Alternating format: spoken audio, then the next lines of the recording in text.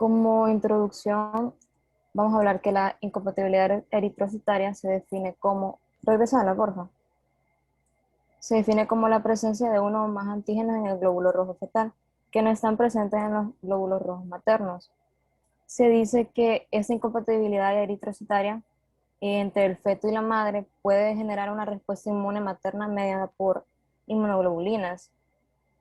Estas se van desencadenando lo que se denomina isoinmunización eritrocitaria entre el feto y la madre. Además, la principal causa de lo que es la enfermedad hemolítica perinatal es la incompatibilidad entre los grupos A, B y O, seguida de la inmunización por el factor RH positivo.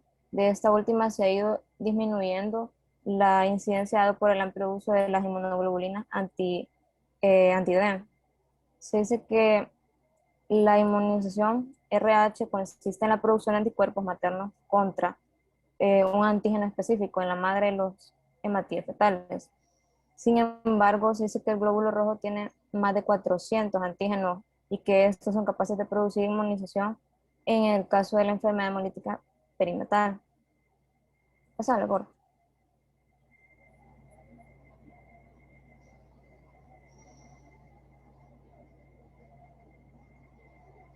Como objetivo general tenemos conocer e identificar los aspectos generales de la inmunización RH. Como objetivos específicos tenemos conocer el concepto de inmunización RH, clasificar los diferentes tipos de grupos sanguíneos eh, implicados y conocer las causas y reacciones de la inmunización RH. Dale, pasale.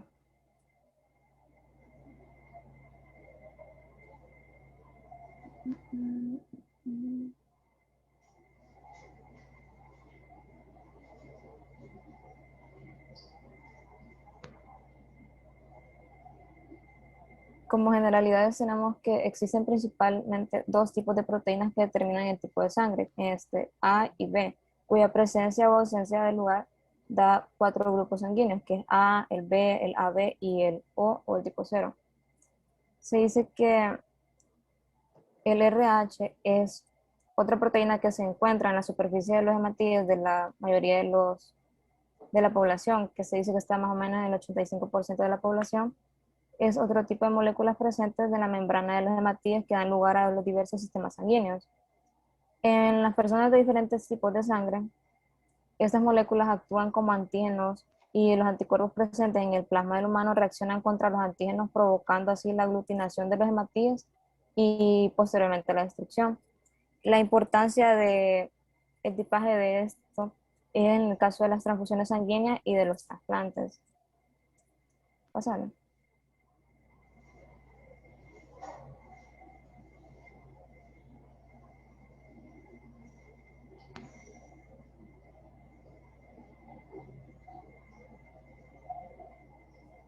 Ahora vamos a hablar de la tipificación molecular del sistema A, B, O y RH. Se dice que la herencia de los antígenos que constituyen los sistemas sanguíneos está estrechamente ligada. En el sistema ABO, los genes se determinan los fenotipos A y el B que se encuentran en los cromosomas 9. Los que carecen de los genes van a corresponder al genotipo O.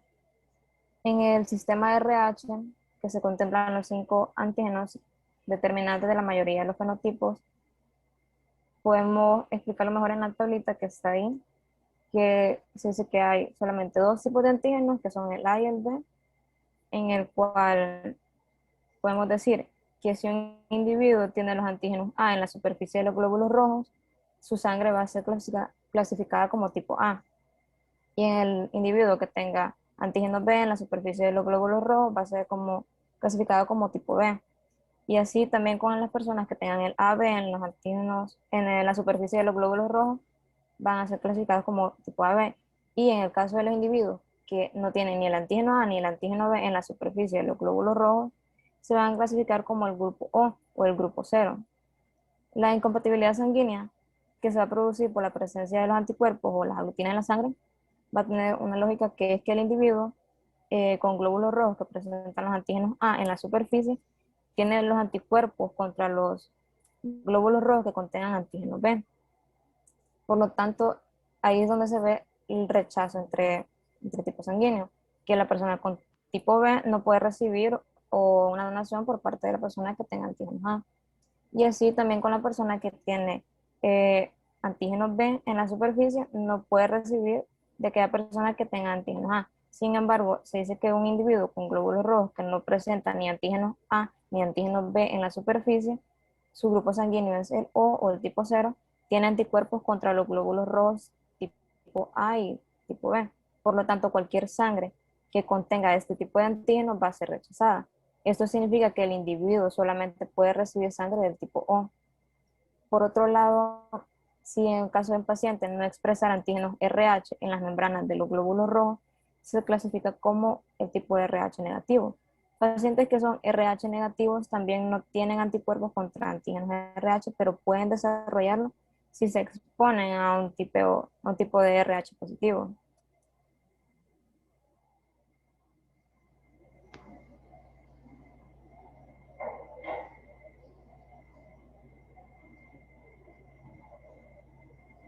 En la incompatibilidad sanguínea materno-fetal se dice que las condiciones que se desarrollan cuando existe una diferencia entre el tipo de sangre de la mujer de la mujer embarazada y del feto, el feto hereda lo que son los antígenos del padre, que no están presentes en la madre. O sea que cuando la madre es RH negativa y el padre es RH positivo, el feto recibe el RH del padre, en este caso el RH positivo.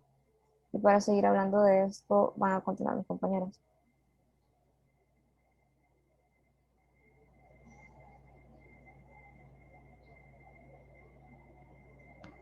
Pasarla.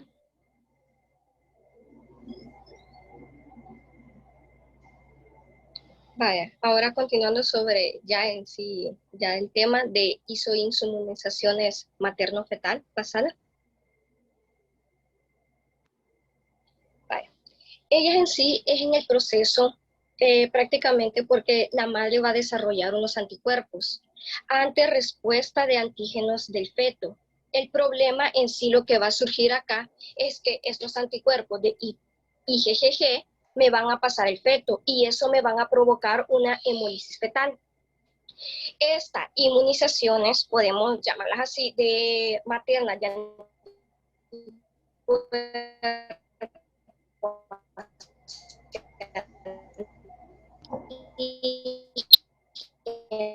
Regina, espérame, Regina. Regina, para un poquito. ¿Escuchan los demás? Fetales encuentra ausente por parte de la doctora.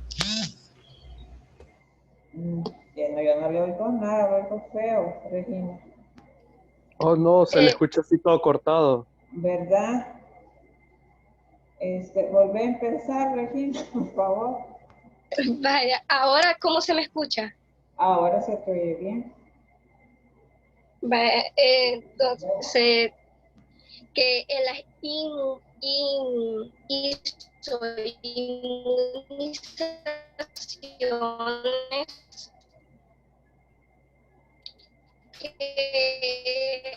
lo que estaba diciendo es que acá la madre desarrolla unos anticuerpos, porque estos anticuerpos van a tener efecto. Aquí pasa en el provoca una hemólisis. Entonces, esta inmunización consiste en una producción maternal, como yo había dicho, de anticuerpos y a nivel de antígenos. Y estos anticuerpos maternos resultan con un primer contacto, llamémoslo así, con una respuesta inmune anterior. Y estos antígenos sanguíneos con embarazos preexplante, estos anticuerpos no me van a atravesar una barrera placentaria, solamente me van a provocar una hemólisis de glóbulos rojos a nivel fetal, que son los portadores de los antígenos. Esta hemólisis de glóbulos rojos lo que me va a provocar es una anemia hemolítica, la anemia hemolítica perinatal o una eritroblastosis fetal. Pasala.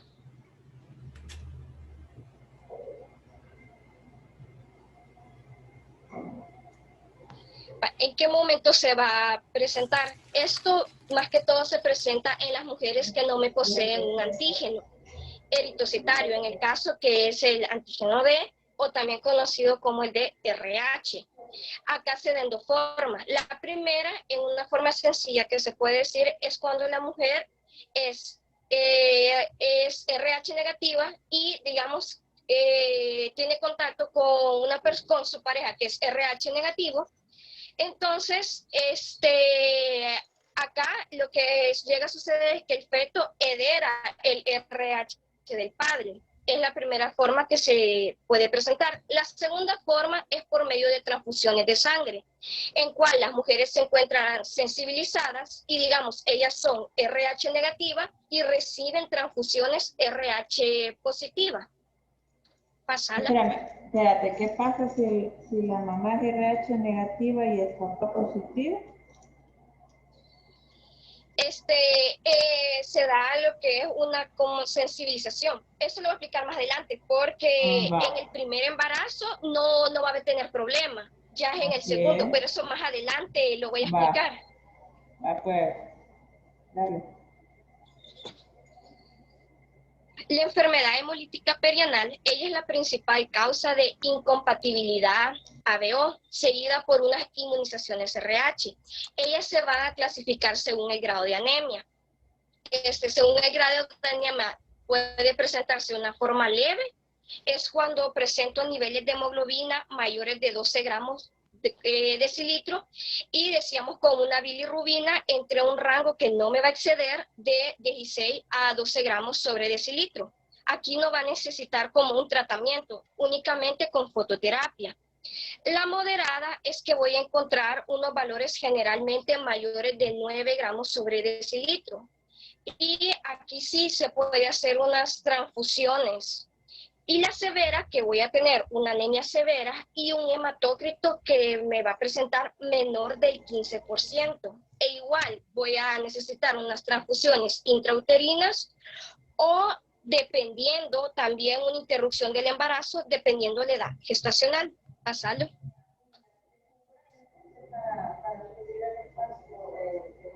Vaya, aquí va en sí la patogenia. Lo que sucede en sí acá es que una vez que se da el ataque, llamémosle así, entre antígenos de RH positivo del sistema inmune de la madre, madre lo que hace es que me va a guardar los anticuerpos de una forma indefinida de dichas células extrañas. Que se vuelven a aparecer, llamémosle así, en contacto con la madre. Eso me provoca una sensibilización RH. Esta sensibilización, llamémosle así, RH, es bien improbable en el primer embarazo. No me va a afectar. Pasala. ¿Qué sucede en el embarazo posterior? Se vuelve un problema, el embarazo posterior, con un embrión de RH positivo. Acá lo que llega a suceder es que los nuevos anticuerpos me van a cruzar la barrera placentaria y me van a combatir los glóbulos rojos RH positivo del feto. Entonces, ¿qué es lo que llega a suceder? El feto se empieza a enfermar. A eso se le denomina eritoblastosis fetal.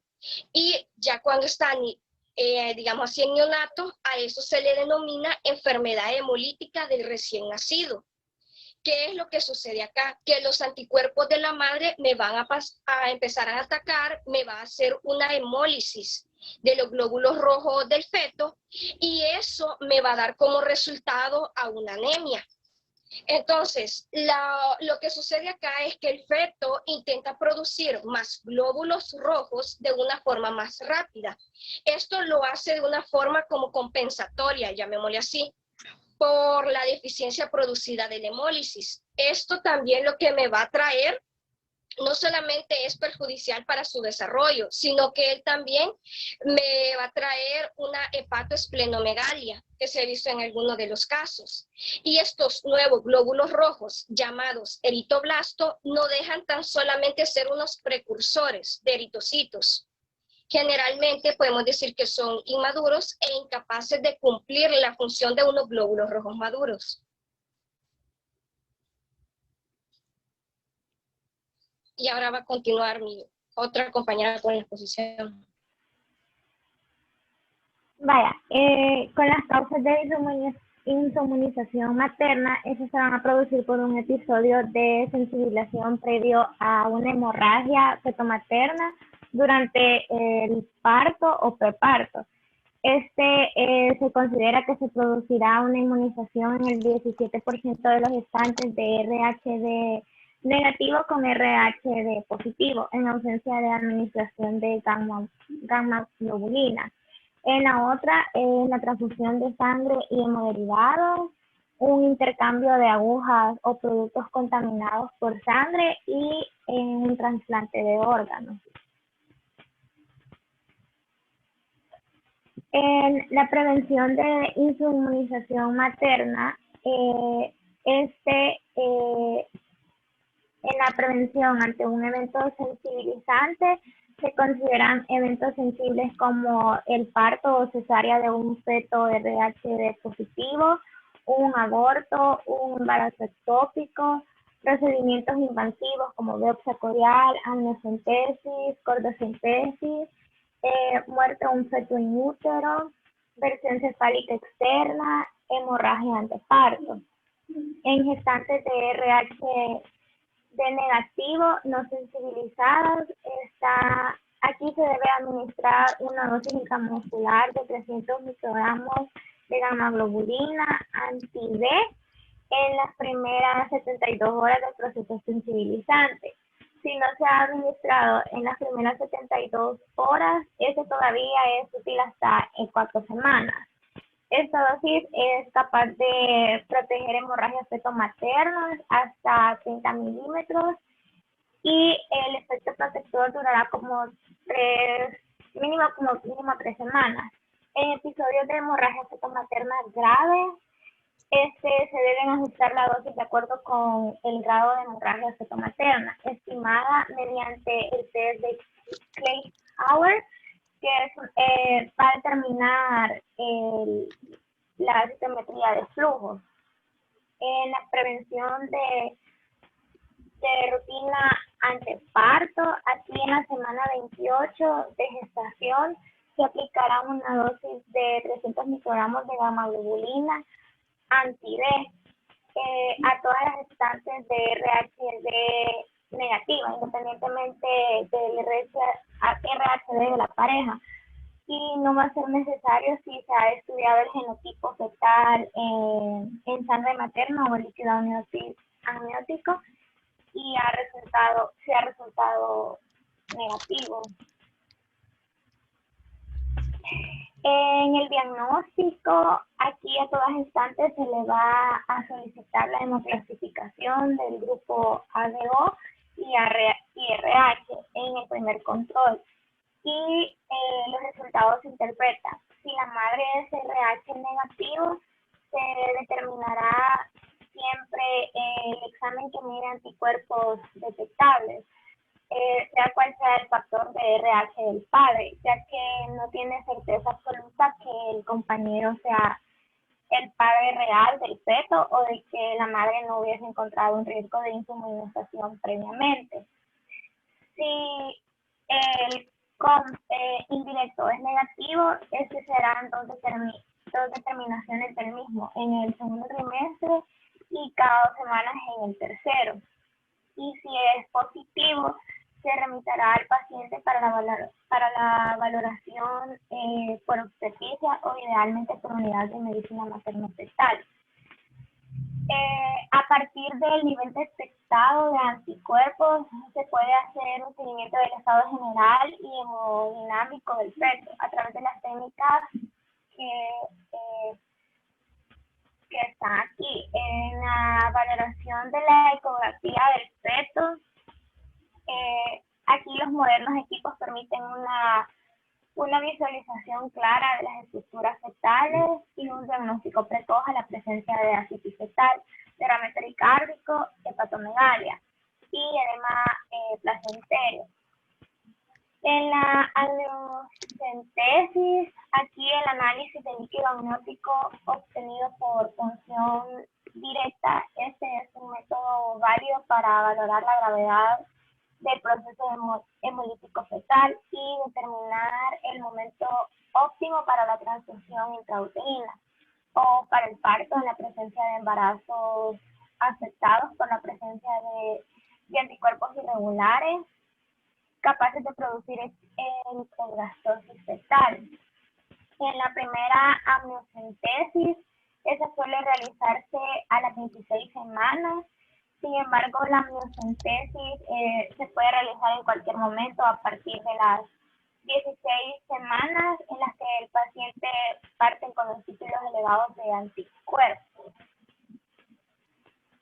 En la cordocentesis, este procedimiento es de carácter altamente invasivo. Se funciona el cordón umbilical mediante guía ecográfica con el propósito de obtener una muestra de sangre fetal para medir el hematocrito y la hemoglobina y así evaluar la severidad del proceso hemolítico y determinar el requerimiento de una transfusión intrauterina para mejorar la condición del feto. La Doppler de arteria cerebral media fetal, este constituye uno de los métodos no invasivos más efectivos para el diagnóstico de la anemia fetal. El procedimiento consiste en la obtención, en algunos casos, de una sección axial del cerebro, incluyendo el tálamo y el septum pelúcido. En este se examina la arteria cerebral media cerca de su origen en la arteria carótida interna y se ha establecido que se puede determinar el tiempo en el que se debe realizar una TIU a través de este método no invasivo, teniendo como base el incremento de la velocidad del pico sistólico de la arteria cerebral media. Para el tratamiento de la madre, en el tratamiento de la eritroblatosis fetal, el obstetra suele enfrentarse a dos tipos de pacientes, que es el paciente RH negativa no inmunizada y el paciente RH negativa inmunizada.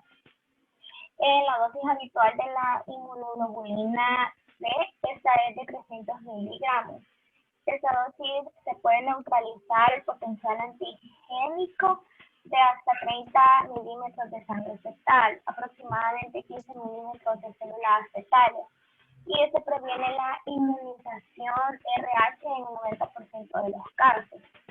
En el otro 10%, la inmunoglobulina D es ineficaz debido probablemente a la transfusión de una gran cantidad de células fetales a la madre y a una neutralización antigénica insuficiente con la dosis habitual del medicamento. La inmunoglobulina D se debe administrar también a las mujeres RH negativas después de un aborto inducido o espontáneo, después de la amniocentesis y después de embarazos ectópicos, a no ser que ya estén sensibilizadas.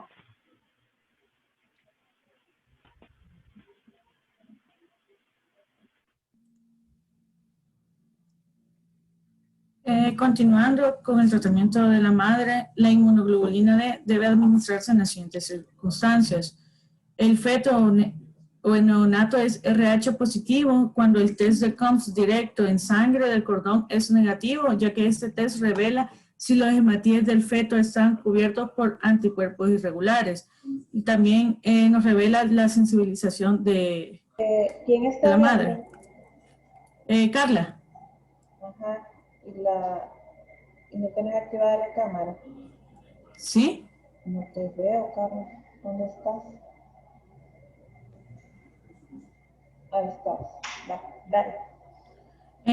Cuando también se debe administrar cuando las pruebas cruzadas entre la inmunoglobulina anti-D y los hematíes maternos son compatibles. Siguiente. En cuanto al tratamiento del neonato, debe comprobarse el compromiso del estado hemodinámico del feto, debe realizarse una transfusión intrauterina. Esto desde su introducción en 1963, la transfusión intrauterina ha sido el instrumento que ha permitido salvar a cientos de niños afectados con eritroblastosis fetal. Van a existir dos tipos de transfusión intrauterina, la intraperitoneal o intravascular, que en ambos casos la intervención se realiza bajo un control ecográfico en tiempo real. En cuanto a la intraperitoneal, la sangre se va a inyectar en la cavidad peritoneal y es transportada por el sistema linfático al torrente sanguíneo fetal. Y en la intravascular, la sangre va a ser inyectada directamente en la circulación umbilical. En el neonato se debe mencionar que se va a producir ictericia en algunos casos, hasta kernicterus, que ese se atribuye cuando hay una acumulación de grandes cantidades de bilirrubina que puede llegar a ser neurotóxica, es decir, que puede llegar a producir un daño cerebral en diferentes grados. Y aquí es donde se van a requerir unidades de cuidado intensivo neonatal, equipos de fototerapia y se va a exigir una transfusión para mejorar el estado anémico y para eliminar los excesos de bilirrubina en el torrente sanguíneo del recién nacido. Entonces el método de la transfusión intrauterina debe comenzar por un consentimiento informado. Se debe de extraer sangre materna para así hacer las pruebas de compatibilidad. Cuando hay maduración pulmonar fetal, si la gestación es mayor de 24 semanas, se debe aplicar la betametasona de 12 miligramos en 24 horas en 2 dosis. Se debe hacer siempre una ecografía previa con valoración del trayecto intrahepático de la vena umbilical e inserción placentaria del cordón, estimación del peso fetal y la longitud cervical. Se debe aplicar nifedipina de 20 miligramos bioral o sublingual, solo si el cervix es menor de 15 milímetros. Y debe haber un antibiótico de rutina, por ejemplo la cefaxonina, 2 gramos endovenoso, en suero de 100 ml, en una vía periférica. Siguiente, por favor.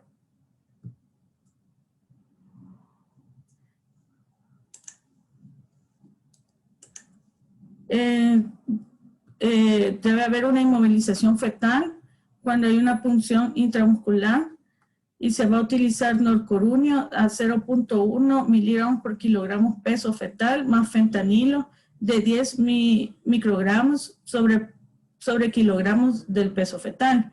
Se debe realizar la cordocentesis, que ya mis compañeras lo mencionaron, que era tomar una muestra de sangre desde el cordón umbilical.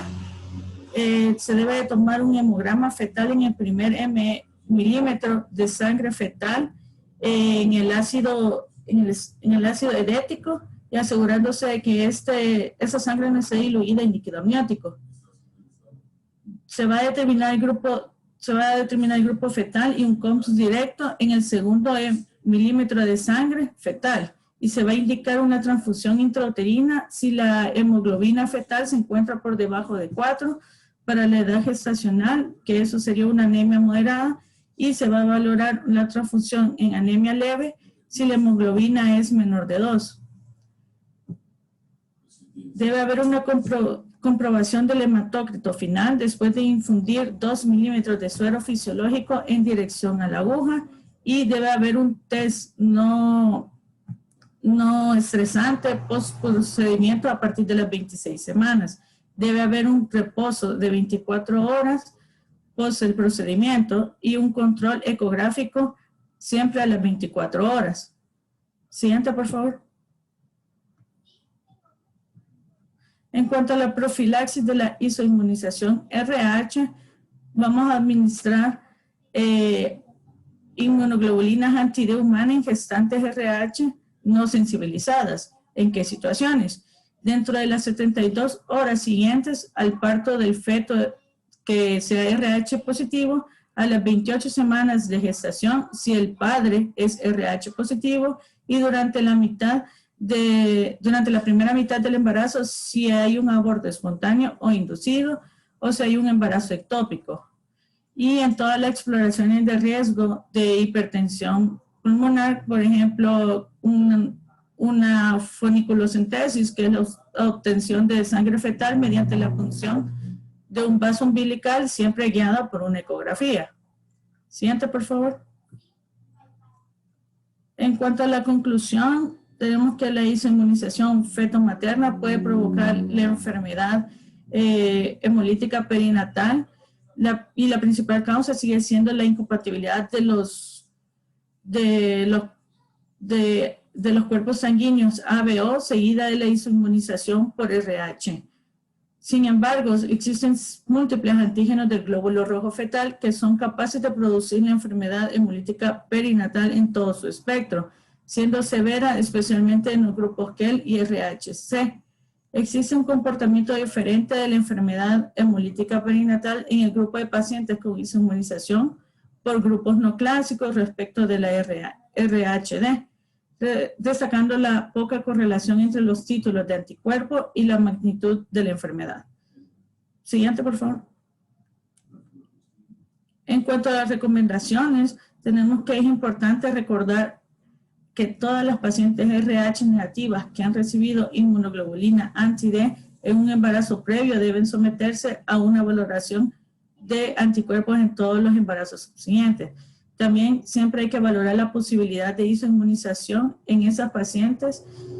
Es necesario saber el grupo sanguíneo y la clasificación de RH del padre. En la semana 28 de gestación siempre se debe recordar aplicar una dosis de 300 microgramos de gamma globulina anti-D a todas las gestantes RH negativas, independientemente si la pareja es RH positivo o negativo. Administración profilaxis de la inmunización RH en inmunoglobulina anti-D humana en gestantes RH negativas que no son sensibilizadas. Y si la madre es RH negativo, se va a determinar el indirecto, sea cual sea el factor RH del padre. Siguiente.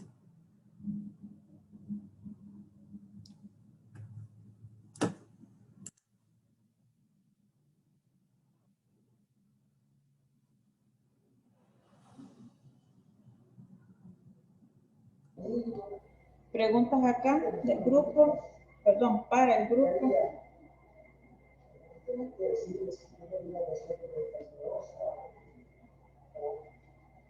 Todo claro. Bueno, ¿qué pasa entonces? Está bien, muchachitos. Y Teresa, ¿qué pasa ahora el grupo, por favor?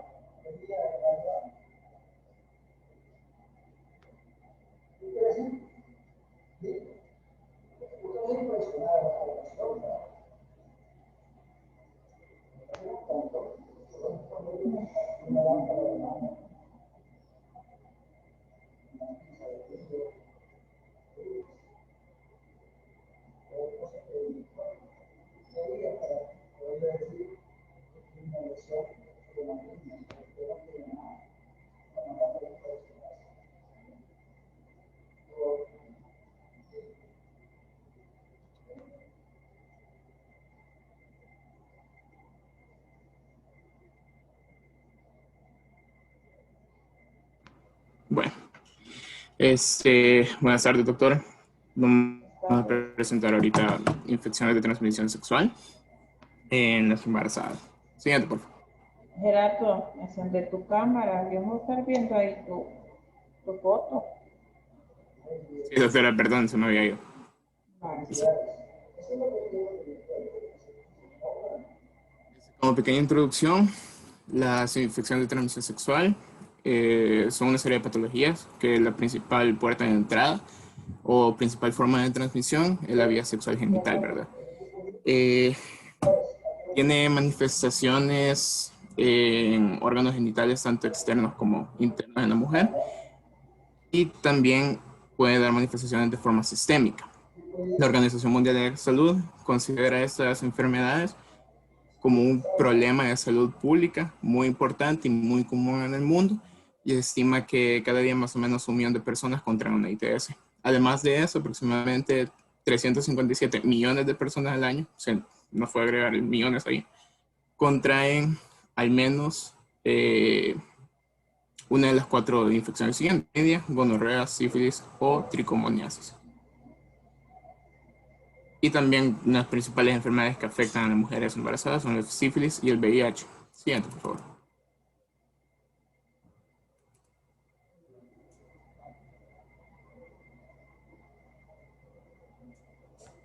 Siguiente, por favor.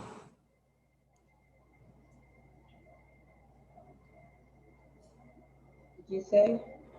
Trabó la compu. Ah.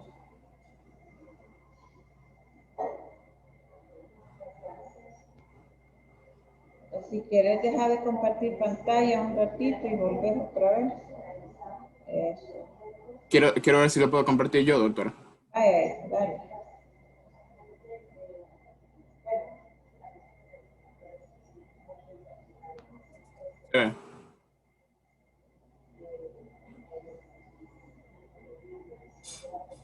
¿Todo bien? Sí.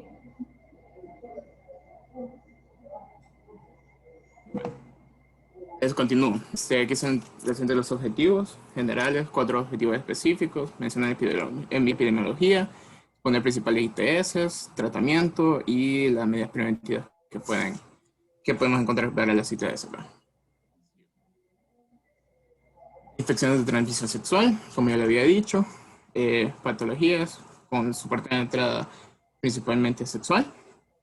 Estas ITS en la mayoría de casos son, no estas, sino que las ITS en la mayoría de casos son asintomáticas o van acompañadas de síntomas leves que muchas veces no dejan dar un buen diagnóstico y se consideran algunas ITS como el herpes o sífilis pueden incrementar el riesgo de contraer otra ITS como puede ser el VIH.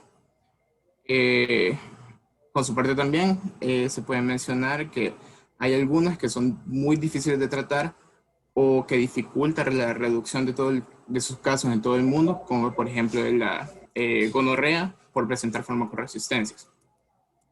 Las ITS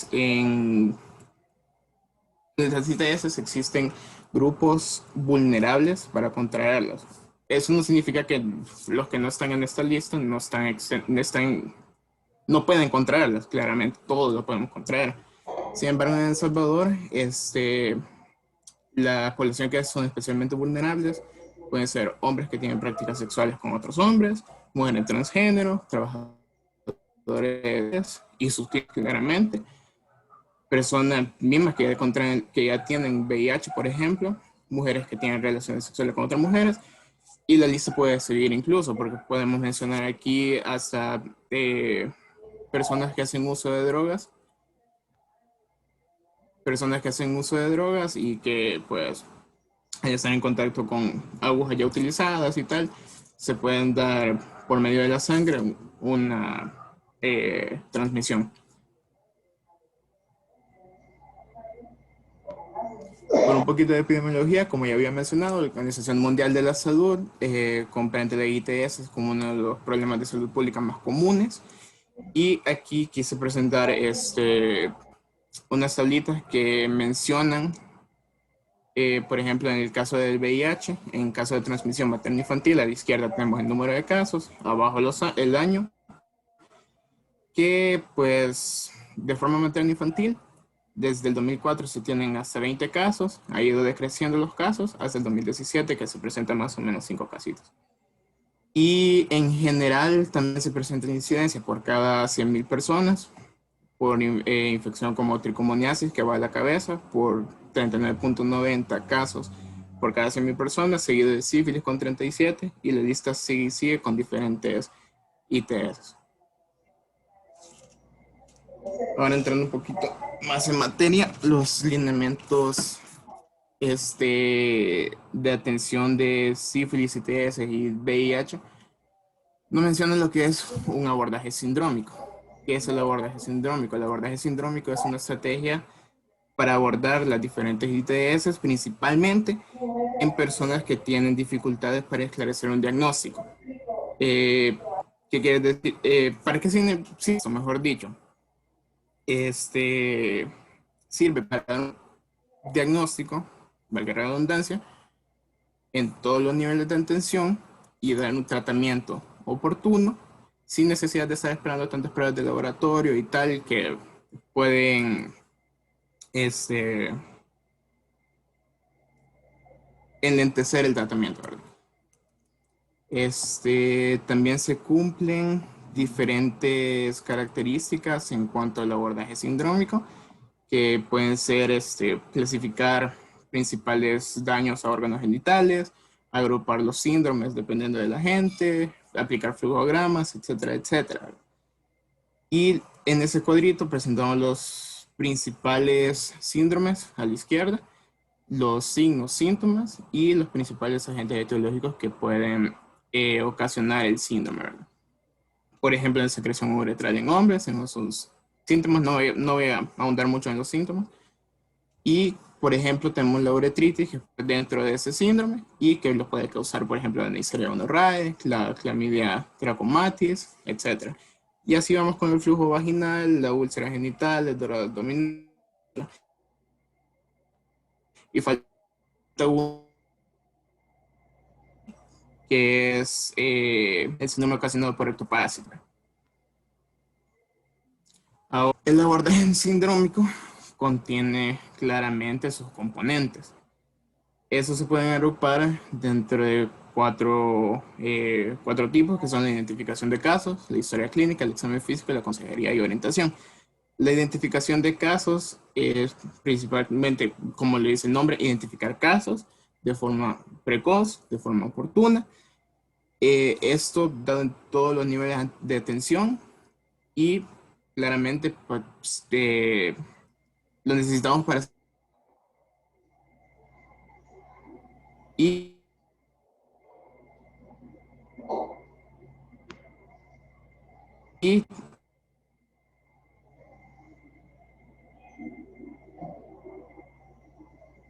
a recoger datos como la identificación del paciente, el sexo, edad, estado familiar, ocupación, lo que contiene una historia clínica como tal, pero sin embargo hay diferentes aspectos que nos importan bastante, como la orientación sexual del paciente o su identidad de género. Entiende orientación sexual como la atracción emocional de una persona, sea hetero, homo.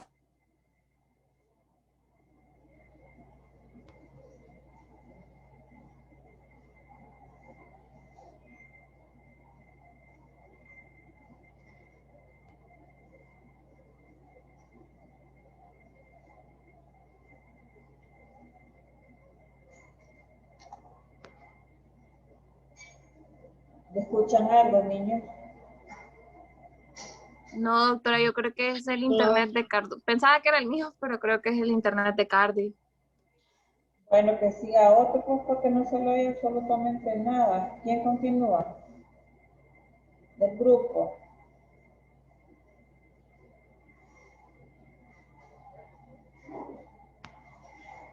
Ah, pues niños buzos, ¿no es su grupo, pues?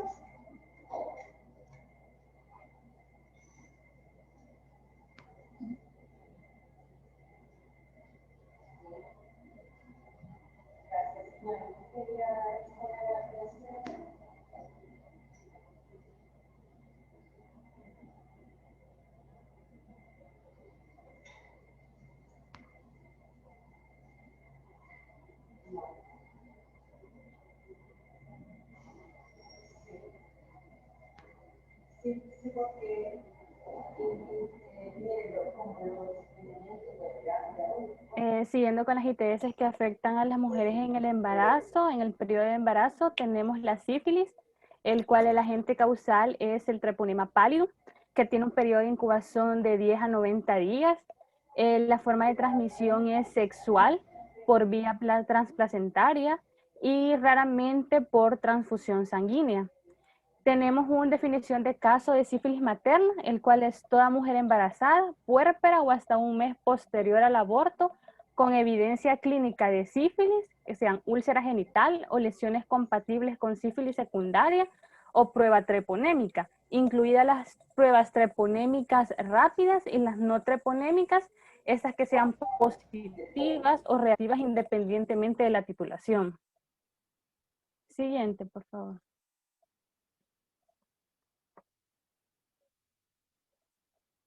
El VIH-Sida, que pertenece a la familia de los retrovirus. En los países subdesarrollados, la mujer tiene mayor riesgo de infección. La transmisión del VIH es por 3 formas, las cuales por relaciones sexuales no protegidas, ya sea entre parejas heterosexuales u homosexuales, la transfusión de sangre, los hemoderivados, las donaciones de órganos o semen. Y la tercera, que es el lugar, es de madre a hijo, o que es lo que llamamos de transmisión vertical. El manejo de la mujer embarazada en el VIH no suele diferenciarse mucho de la gestante no infectada, ya que también se les da, también se les da vitaminas como la vitamina A, el ácido fólico, hierro. También hay estudios donde dice que la deficiencia de vitamina A ha sido asociada a un aumento de la transmisión madre-hijo en el VIH-Sida, y el manejo debe ser multidisciplinario, combinado tratamiento médico, psicológico, obstétrico, consejería y apoyo social. En el tratamiento antirretroviral está dirigido a mejorar la salud de la madre y a prevenir la transmisión madre a hijo.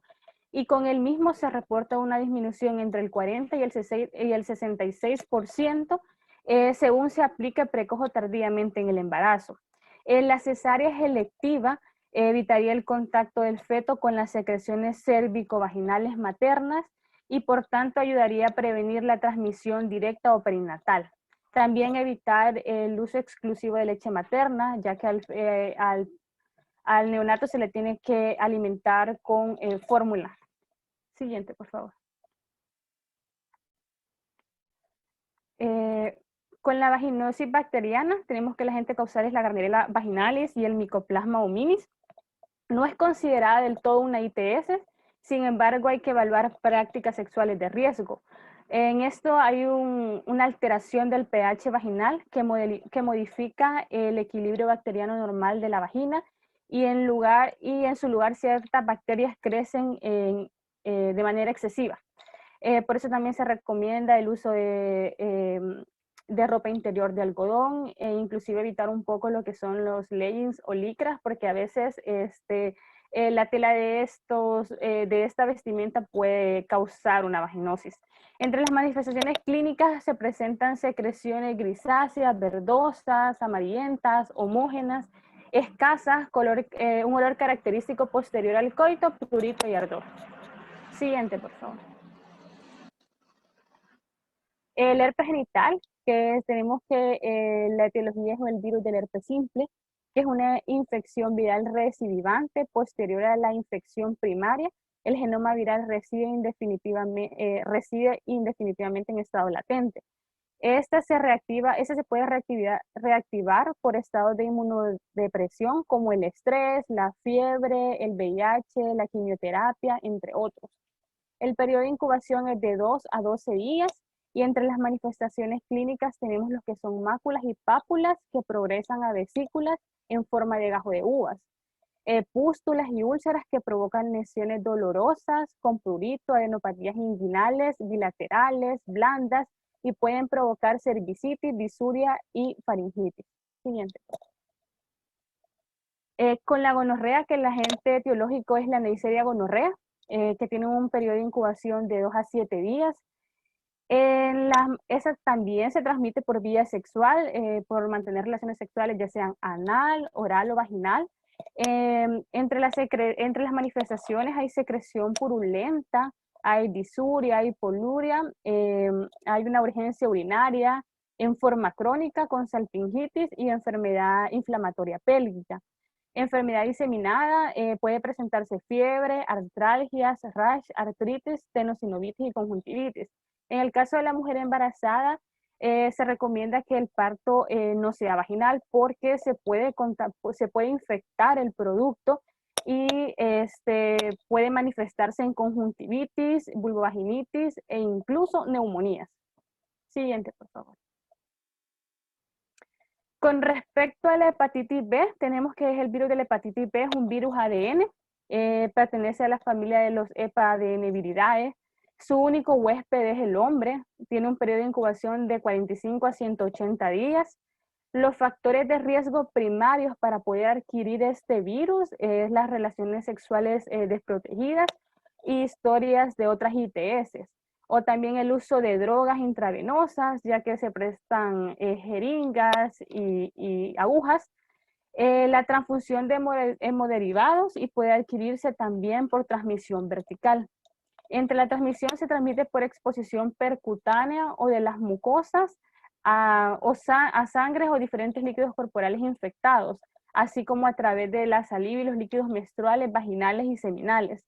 El virus de la hepatitis B se transmite normalmente de la madre al niño durante el parto, que es una transmisión perinatal, o por transmisión horizontal, que es la exposición a sangre infectada. En particular, también se puede transmitir de un niño infectado a un niño sano durante los primeros 5 años de vida.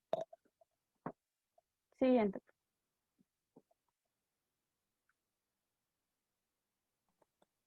Bueno, continuando, en el caso del tratamiento, la profilaxis para VIH en personas adultas va a constituir que, o sea, la persona va a usar este tratamiento por un periodo de 28 días y va a constar de los siguientes 3 medicamentos.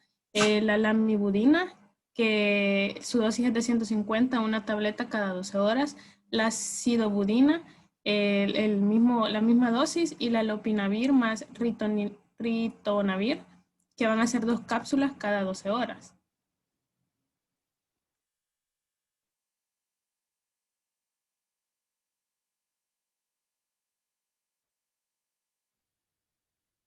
Tengo problemas otra vez con la diapositiva.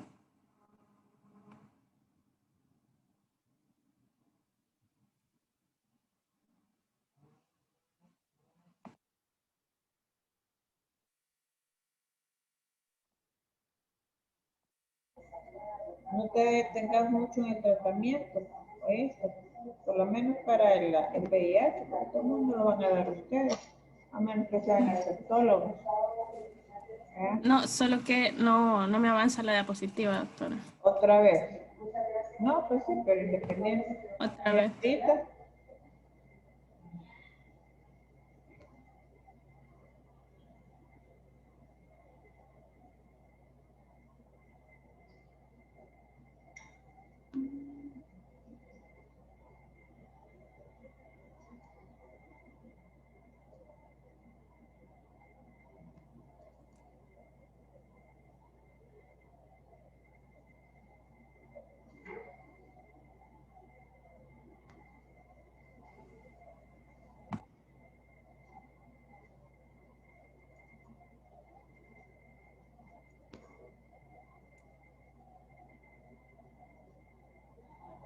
Continuando, en el caso de las etiologías, en la gonorrea no complicada de cervix, uretra y recto y orofaringia, el régimen recomendado para las mujeres embarazadas va a ser ceftriaxona 1 gramo intramuscular en dosis única.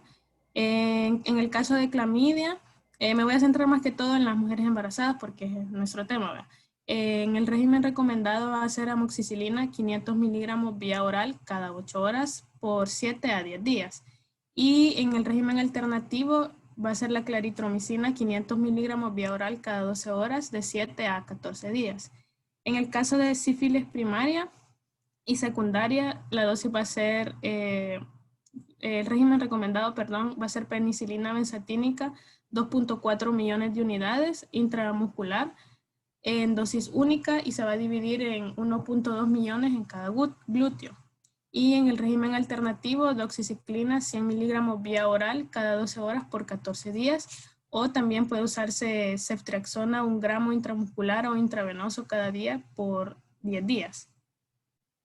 En la sífilis temprana, va a ser el mismo tratamiento en el caso de la sífilis primaria y secundaria. Y en el herpes recurrente va a ser aciclovir 400 miligramos vía oral cada 8 horas por 5 días. Y en el tratamiento supresivo, aciclovir 400 miligramos vía oral, pero en este caso van a ser cada 12 horas como un tratamiento permanente. Y en los pacientes con VIH con herpes recurrente, el tratamiento va a ser aciclovir 400 miligramos vía oral cada 8 horas por 5 días y supresivo aciclovir de 400 a 800 miligramos vía oral cada 12 horas también como tratamiento permanente. En el caso de los flujogramas de atención de estrategia de vigilancia centinela en las infecciones de transmisión sexual, más que todo habla quiere dar a entender, la manera en la que las personas de más riesgo van a ser referidas. Entonces, en el caso de referencia externa, en las demandas de servicios tenemos el Sistema Nacional de Salud. Va a haber también una búsqueda activa como en zonas de trabajo sexual, zonas de concentración de poblaciones clave y referencia de organizaciones de base o comunitaria y demanda espontánea. Todo esto se va a referir a una unidad comunitaria de salud familiar o también las clínicas VISIT. Esto va a pasar a una enfermera de selección. Esta enfermera lo que hace es que va a hacer el expediente o el archivo del paciente. Se le va a dar la preparación como toma de signos vitales, peso, talla, entre otros, y va a pasar directamente a una atención médica en donde se le va a hacer una entrevista clínica, el examen físico, la toma de muestra de secreción, educación, prevención y consejería. Esto, dependiendo de lo que necesite, se va a llevar al laboratorio clínico. Si el paciente pues, necesita medicamentos, a la farmacia, y eso se refiere a un centro de atención inmediata, y se siguen con los controles y los seguimientos del paciente.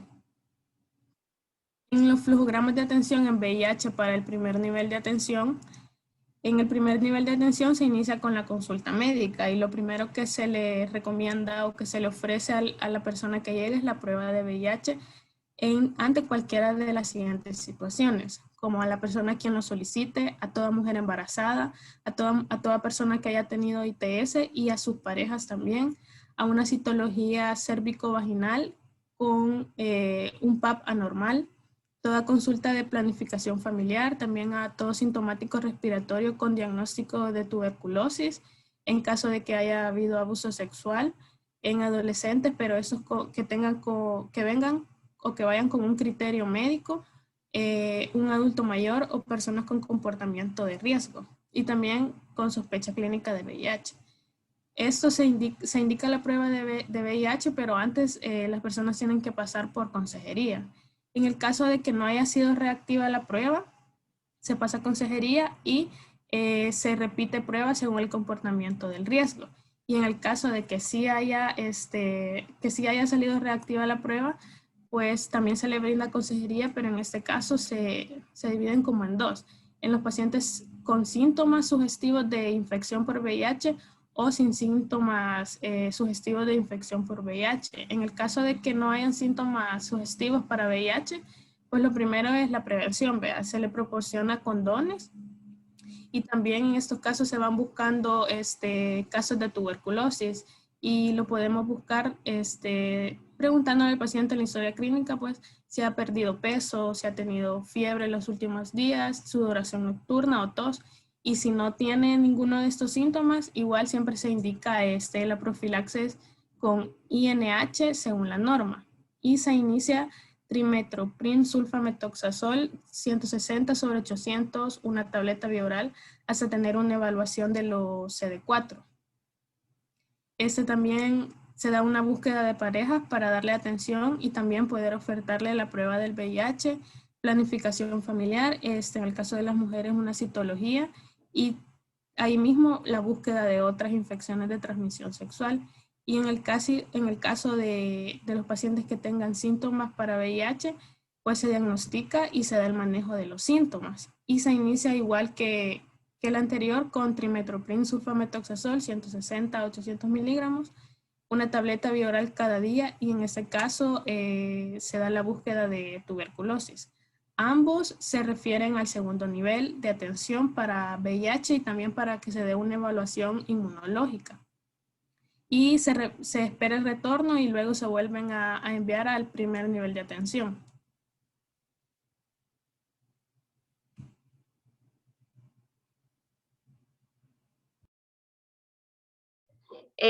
Bueno, como medidas preventivas, realmente para evitar este tipo de contagios de una ITS, lo más recomendado es evitar el contacto sexual, ya sea vaginal, anal u oral. Entonces, ¿por qué? Porque no hay sexo es igual a no hay ITS. Pero cuando es irremediable, lo más indicado que podemos decir es utilizar como las medidas más comunes, como condones, barreras bucales, la abstinencia, evitar prácticas arriesgadas sexuales, porque eso nos puede llevar a una fácil infección. También mantener una higiene antes, durante, después y siguiente.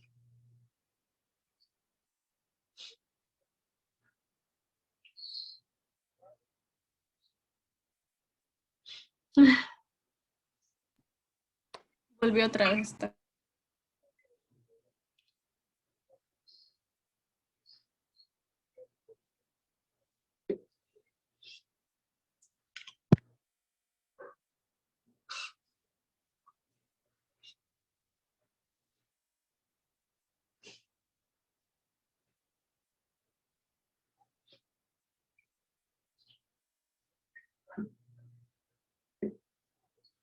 Bueno, en prevención de ITS en las clínicas PIS.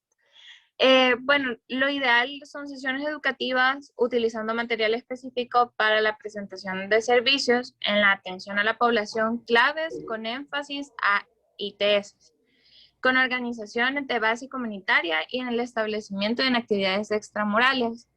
También es bueno consejería previa y posterior a la toma de la prueba de VIH. Uso correcto, consistente y persistente de condón masculino, femenino, mantas de látex, así como promoción del uso de lubricantes según disponibilidad, previo a la educación para su uso y participación activa en las actividades de los recorridos participativos, hacer coordinaciones efectivas con otras instancias como instituciones gubernamentales y no gubernamentales. Lo ideal de este tipo de charlas es podérselas dar como a cualquier miembro de la comunidad. Realmente es importante darlas desde el colegio porque son cosas, o sea, para que desde muy pequeños los niños puedan saber realmente cómo cuidarse y prevenir este tipo de enfermedades, porque realmente podemos decir que una promoción, una comunidad que está muy bien protegida porque realmente se educa mucho para prevenir este tipo de heces son las prostitutas o personas así que tienen como conductas arriesgadas, pero para prevenir este tipo de enfermedades antes eran muy vulnerables. Hoy ellas se cuidan, o sea, se hizo un estudio y se cuidan un montón. Como Mira, una parte... Pamela, una observación. En tu ¿Sí? vida llames a la gente así, prostituta, porque aparte que no sé, acuérdate que ahora se le llama trabajadora del sexo, vamos, y eso es para todos, porque vayan aquí porque estamos entre nosotros, pero cuando ya, por ejemplo, estén en una unidad de salud, algún establecimiento de salud, en lo privado, como querrás, llamas a una trabajadora prostituta, hasta te pueden demandar, mamacita. Es que tengamos cuidado con el lenguaje. ¿Estamos? Está bien, doctor. Siguiente.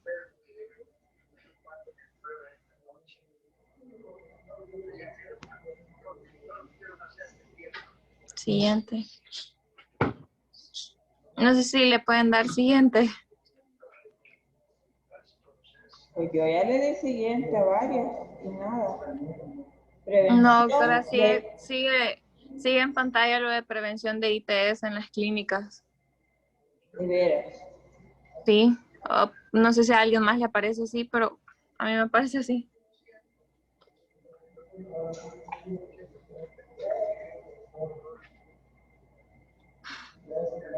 ¿Y ahora?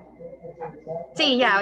Como conclusiones, como equipo, pensamos que esto es de mucha importancia, el uso de diferentes medidas preventivas para evitar el riesgo de contagio, una educación congruente en lo referente a la práctica de sexo seguro, que es el método que permite que las parejas reduzcan el riesgo en salud sexual, como el uso de condón siempre, las barreras bucales.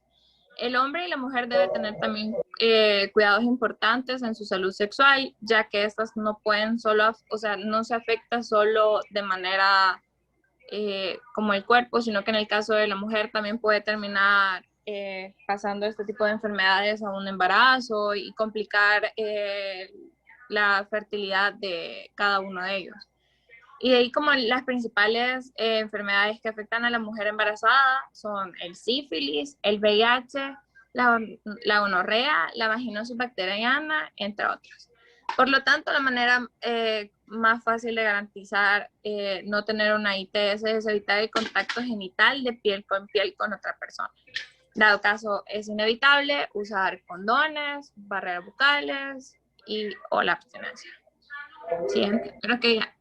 En recomendaciones, utilizar protección durante el sexo vaginal, anal u oral. Realizar pruebas de detección de ITS durante el embarazo, usar condones de látex de forma segura y correcta mientras se realizan las relaciones sexuales, recibir el tratamiento profiláctico necesario durante el embarazo y conductas sexuales correctas, como una de ellas, abstinencia sexual. Creo que ya. Bueno. En cuanto a las ITS, fíjense bien, no es que tengan conductas sexuales correctas o incorrectas, eso ya no se da. Aquí es al gusto del cliente. ¿Me explico? Porque para lo que nosotros puede ser incorrecto, eso no es correcto. ¿Por qué va a ser lo contrario? ¿O no? Simplemente hay que, la mujer embarazada sobre todo, tiene que tener cuidado en sus relaciones sexuales. Porque póngale que está con su pareja y eso no me hablaron ustedes nada. Ajá. Los exámenes de laboratorio en que cuando se envían, ¿para qué son? No me hablaron nada de eso. Acuérdense que cuando inscribimos a la mujer embarazada, por lo menos le tomamos la citología para ver que no hagamos infección.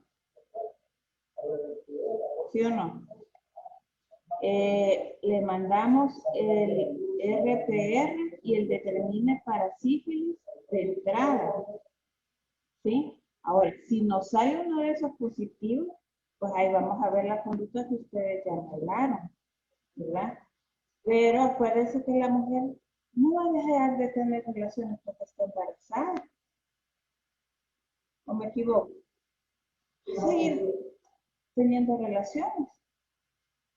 Entonces, ahí es la importancia de hacer una segunda prueba, ¿verdad? Que en el segundo trimestre del embarazo se vuelve a hacer una segunda prueba. Antes se hacían 3, pero ahora, o sea, el primero, en el segundo, el tercer trimestre. Ahora se hace el primero y en el segundo trimestre. ¿Cuál es la importancia? Según ustedes. A ver, Gerardo.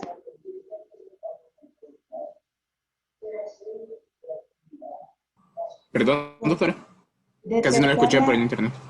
Detectar las ITS, ¿verdad? Que porque no le haya dado positivo cuando le inscribimos en el momento, no quiere decir que después, sí, ya en el segundo o tercer trimestre, no nos salga positivo. ¿Sí me explico? Entonces ahí es para corroborar, o sea, se pudo haber infectado en ese periodo, ¿verdad? Y ahí lo que estamos tratando de evitar es una infección vertical, ¿verdad? Madre, hijo. ¿Alguna duda hasta aquí entonces? Para los demás, ¿les quedó claro lo que les expliqué o vale que eso? ¿Quedó claro, doctora? Bueno. Sí, doctora. Acuérdense, esa es la importancia de los exámenes de laboratorio y de rutina y de controles, ¿verdad? Nos falta un grupo, si más no recuerdo. Sí, doctora. Vamos con placenta previa. Bueno.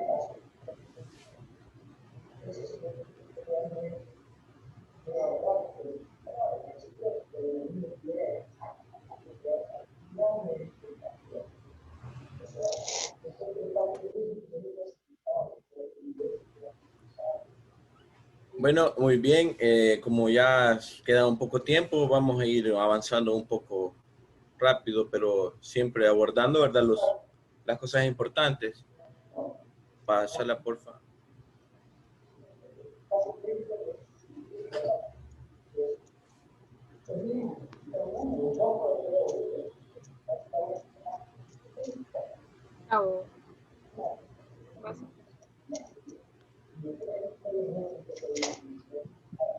¿Qué pasó? También se trabó.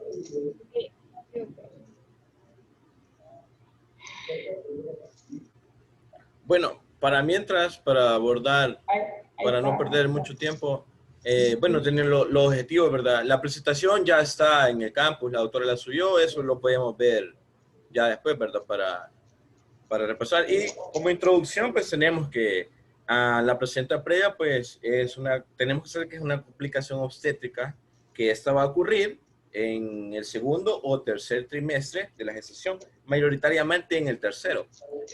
La incidencia que está reportada es del 0.12 al 0.5% en el total de embarazos, ¿verdad? Aunque el diagnóstico es relativamente poco común, o sea, es decir, no hay muchos casos de placentas previas, pero sin embargo tenemos que considerar que es una de las primeras causas de hemorragia y ya, pues, obviamente en las últimas etapas de la gestación, ¿verdad? Entonces, por eso es que mayoritariamente se da más que todo en el tercer trimestre, que ya en lo último, ¿verdad? Y bueno, se reconoce como una importante causa de morbimortalidad materno-perinatal. Siguiente, por favor. Bueno, antes de hablar de este tema, pues es importante conocer en sí de lo principal, ¿verdad? ¿Qué es una placenta? ¿Cuáles son sus funciones, sus características, su anatomía, etcétera? Entonces, la definición de placenta, pues, es un órgano funcional, inicialmente a las 14 semanas de gestación, que está formada por tejidos embrionarios y maternos, que su función es permitir los intercambios funcionales o fisiológicos en el cuerpo. Tiene diferentes funciones, tiene alrededor de 3, inmunológica, hormonales, que vamos a hablar más adelante, ¿verdad? Pero tenemos que saber que la función principal de la placenta es que le está compartiendo nutrientes en este caso, pues, al feto, ¿verdad? Que está adentro de la madre. Siguiente, por favor. Entonces, aquí es lo que les decía, ¿verdad? La función de intercambio. Esa función de intercambio ya sea de todo tipo. Por ejemplo, una de las principales son el intercambio de heces. O sea, porque obviamente el feto está dentro de la madre, ¿verdad? Entonces, la placenta sirve como una, por así decirlo, como una manera de entrelazar todas las funciones de nutrientes, de hormonas, de función inmunológica hacia el feto y del feto hacia la madre, que en este cambio serían los desechos. Pásala, por favor.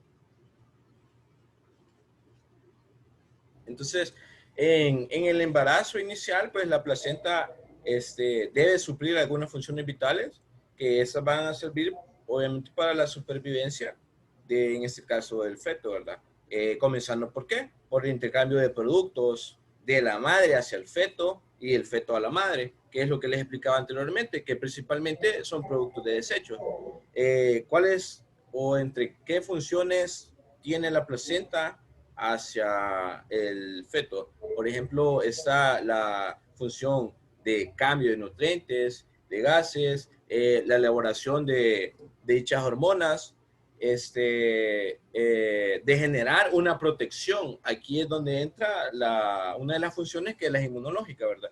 De generar protección al feto, de no ser rechazada como un cuerpo extraño, ya que esto impide la respuesta inmune materna.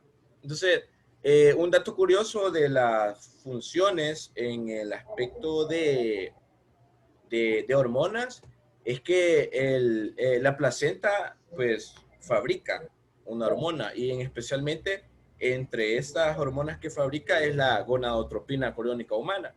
que obviamente nosotros sabemos que es la que se mide pues, en los test de embarazo, ¿verdad? Que es la que sale, por así decirlo, positiva. Siguiente, por favor. Entonces, ya avanzando más rápido, pues la anatomía de la placenta, pues una placenta madura tiene una coloración entre azul y roja, es superficialmente redonda, es importante órgano de 15 a 20 centímetros de diámetro y 3 centímetros de espesor, ¿verdad? Que pesa alrededor de 400 a 600 gramos o aproximadamente una sexta parte del peso de recién nacido a término. Siguiente, por favor. Entonces, la placenta pues normalmente se implanta a 15 centímetros del cérvix, que se va a implantar en la región superior o una región media del útero.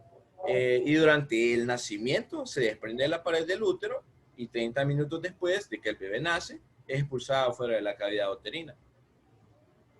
Entonces, es importante saber que la placenta va a estar en una localización arriba, o sea, del útero. Es como estar en un círculo que va a estar arriba y no en la cavidad donde se va a expulsar. Y de hecho eso vamos a hablar más tarde, ¿verdad? Que es en sí la placenta previa. Entonces, en sí, ya hablando en materia, la definición de placenta previa, pues es una inserción o también se puede decir como implantación de la placenta sobre una abertura de cuello uterino en la parte inferior del útero, que es lo que le estaba diciendo, que la placenta generalmente siempre tiene que estar arriba de la cavidad uterina, no abajo. Entonces, si está en la parte inferior del útero, ya se presenta o se conoce como una placenta previa. Y bueno, hay diferentes secciones, ¿verdad?, que se puede clasificar, que más tarde vamos a hablar de eso. Y normalmente tenemos que saber que la placenta, pues, que es lo importante, siempre, o sea, siempre se tiene que encontrar en la parte superior del útero, ¿verdad?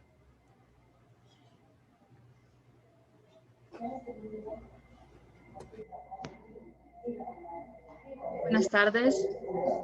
Yo les voy a continuar hablando acerca de la epidemiología de la placenta previa. Para empezar, los datos epidemiológicos no son muy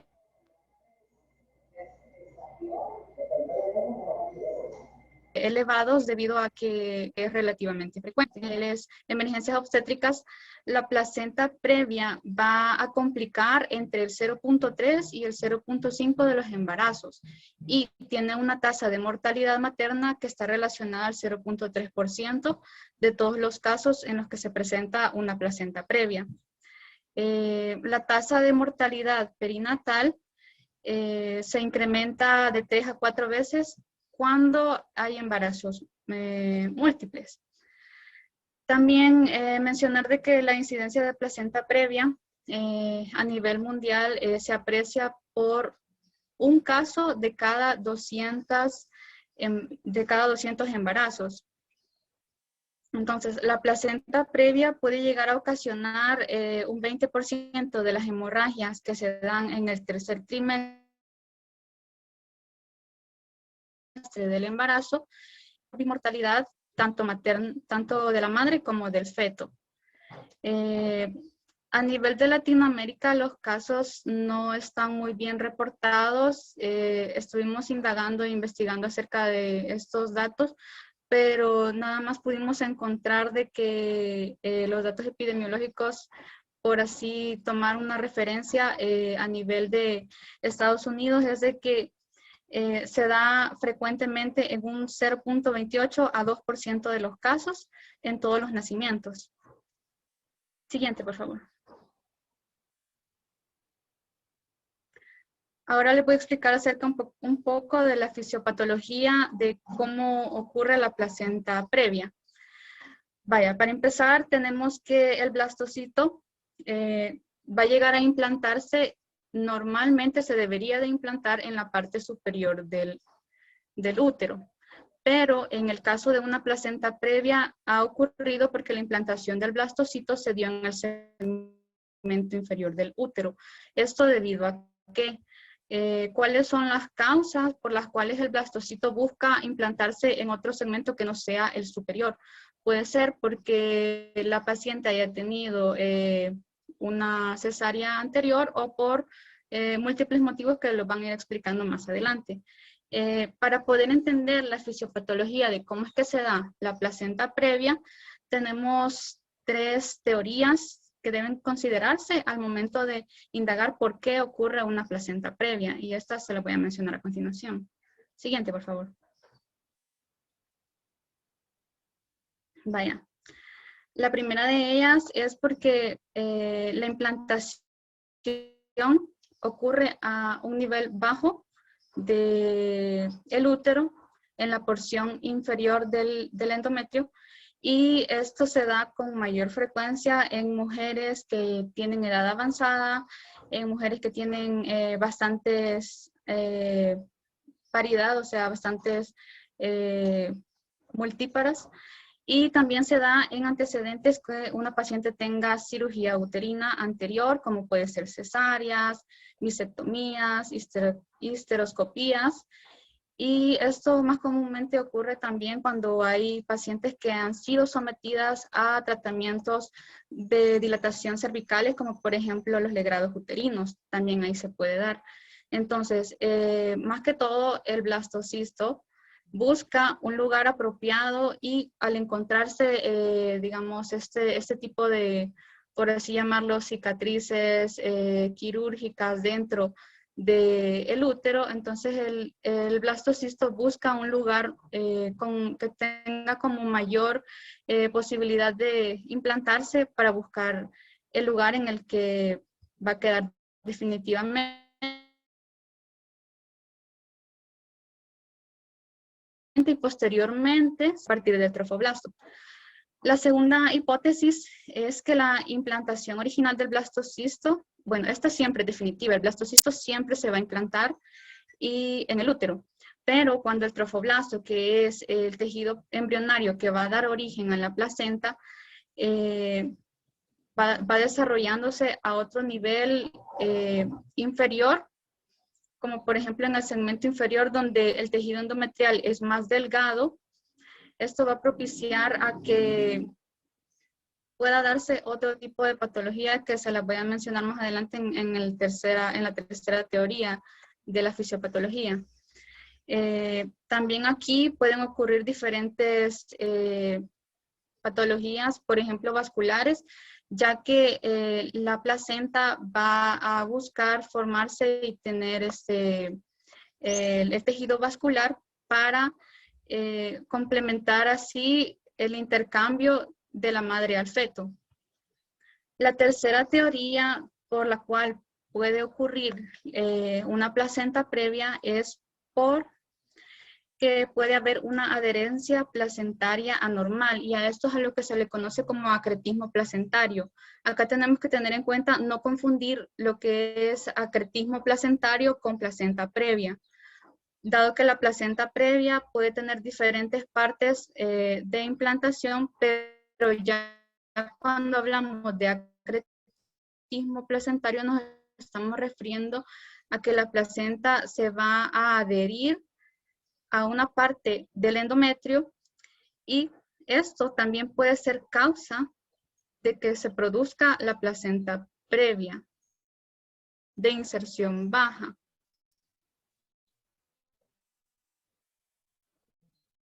Esto suele ocurrir más que todo en el segundo y tercer trimestre, y pueden ocurrir a este nivel eventos isquémicos que puedan provocar hemorragia, que es una de las manifestaciones clínicas que va a presentar este tipo de paciente, y también puede haber un desarrollo anormal de la placenta, porque a este nivel bajo no está suficientemente capacitado el endometrio como para suplir todas las necesidades que pueda tener la placenta al momento de implantarse. Tenemos, siguiente por favor.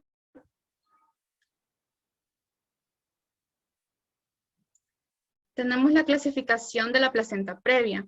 En este caso vamos a clasificar a la placenta previa dependiendo del lugar en el que se encuentre, ya sea si va a cubrir el orificio cervical interno o no. Dependiendo de eso, tenemos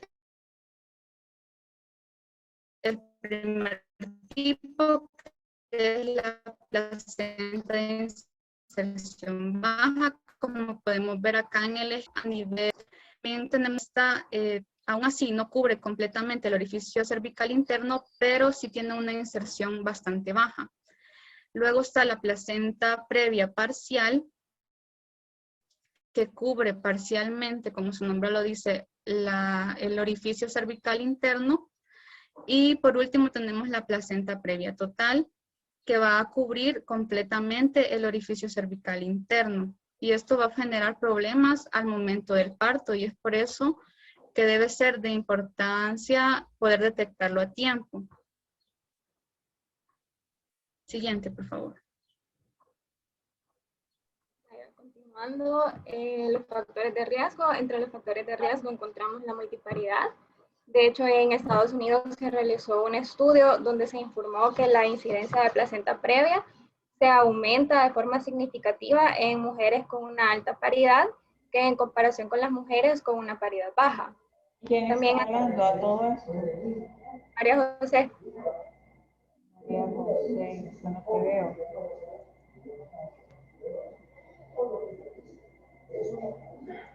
Bueno, seguí.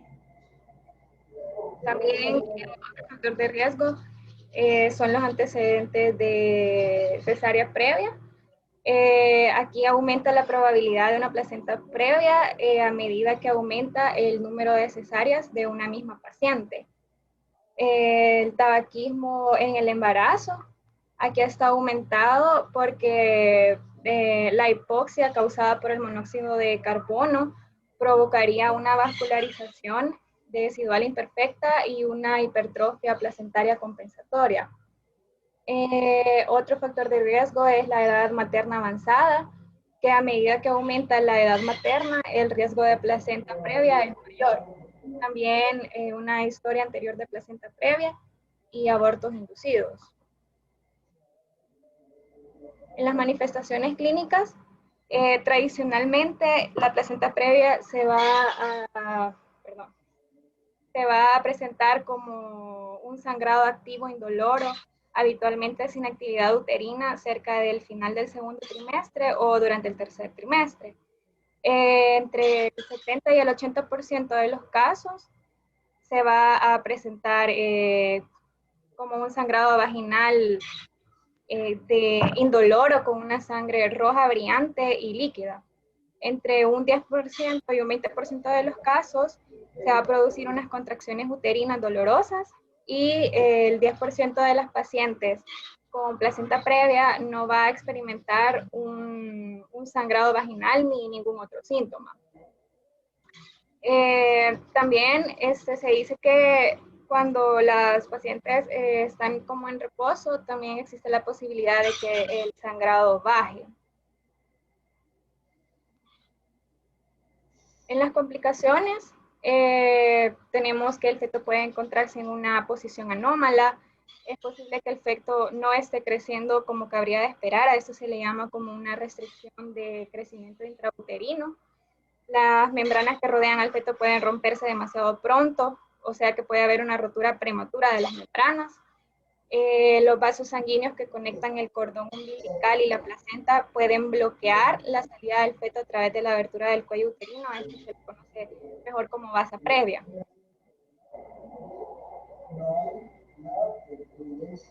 En el diagnóstico, después de realizar una buena anamnesis, se le va a hacer el examen físico, donde se le tomarían los signos vitales, evaluar el estado de la conciencia, evaluación obstétrica, auscultar los latidos, ¿verdad? Que usualmente el latido fetal va a estar presente en el feto, una palpación uterina, que generalmente el útero es blando e indoloro. También la maniobra de Leopold, donde la presentación fetal puede ser anormal. Después se les va a pasar un video para que veamos cómo se realiza la maniobra. También visualización de genitales externos, donde se va a observar el sangrado de color rojo, oscilante, de alta intensidad variable. Y es importante no realizar el tacto vaginal ni un examen con espéculas o tener un diagnóstico, porque esto puede aumentar el riesgo de desangrado en el paciente. Allá.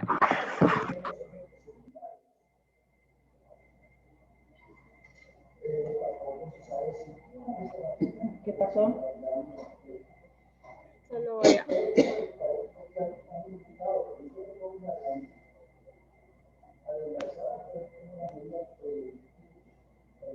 La primera maniobra sirve para precisar el polo que ocupa el fondo uterino, la altura de este y su fondo.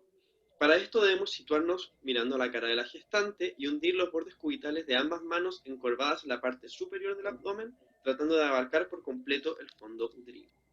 Con la segunda maniobra de Leopold, las manos se deben deslizar desde el fondo del útero hacia abajo, siguiendo las partes laterales del abdomen a la derecha e izquierda simultáneamente. Además, esta maniobra precisa la posición del dorso fetal, ya que por un flanco encontraremos una superficie convexa y lisa, y por el otro pequeños nódulos que podrían corresponder a los miembros. La tercera maniobra de Leopold es unimanual.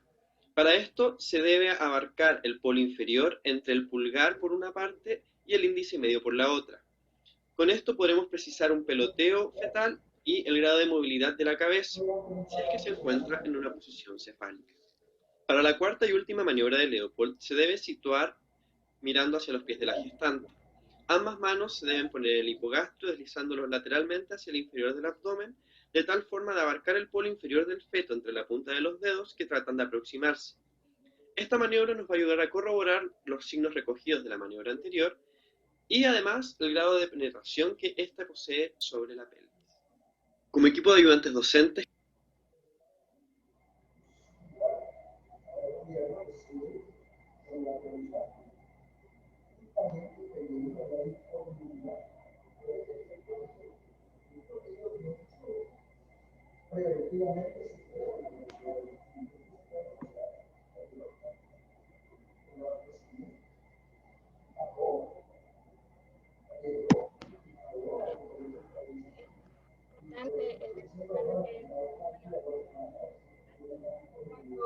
encuentra con un aparato de ultrasonido, ver qué decisión se tomaría con respecto al nacimiento del bebé.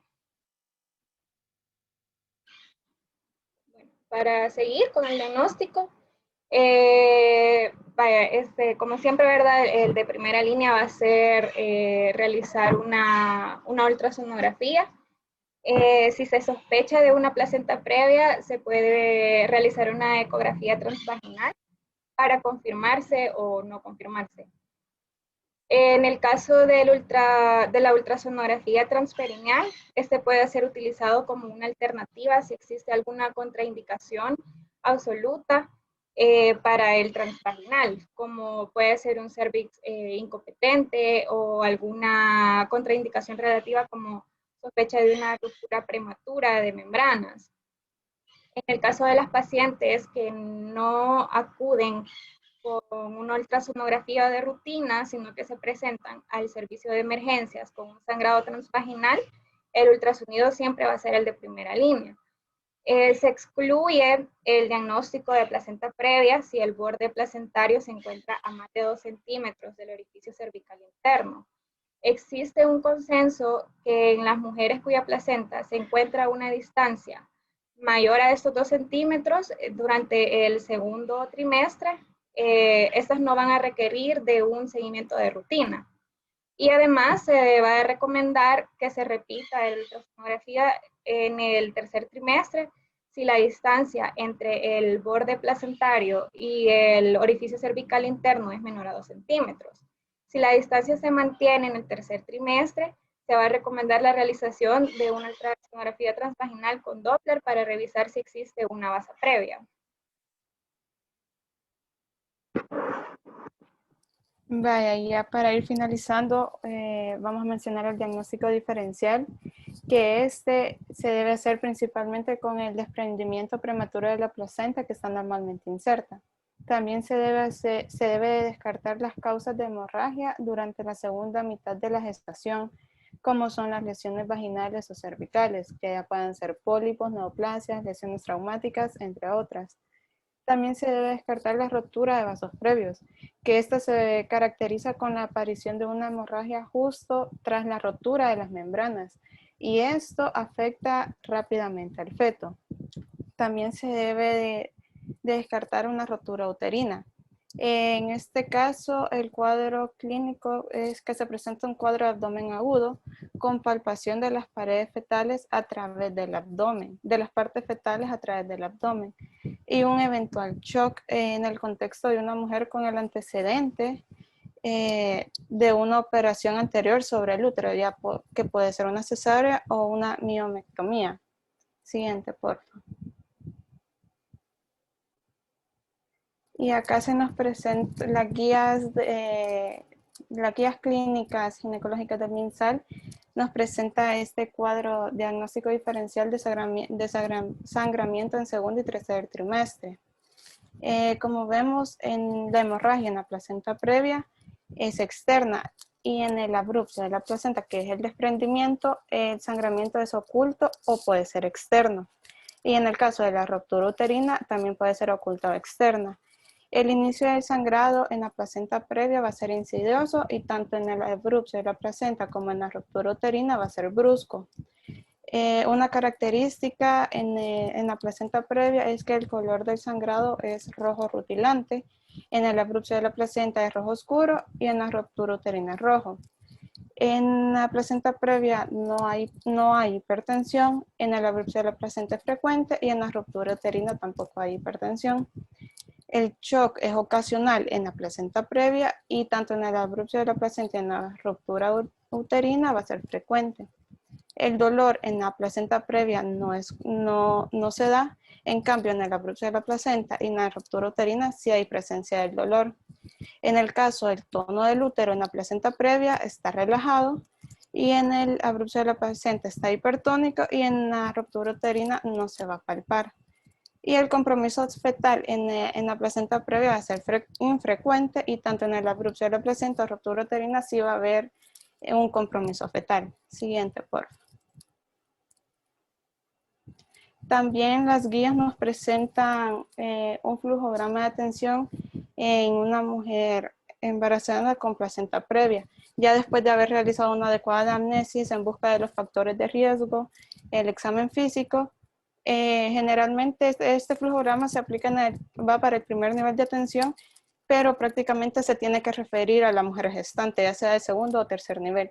Entonces, si tenemos una placenta previa, tenemos que ver si hay presencia de sangrado o no.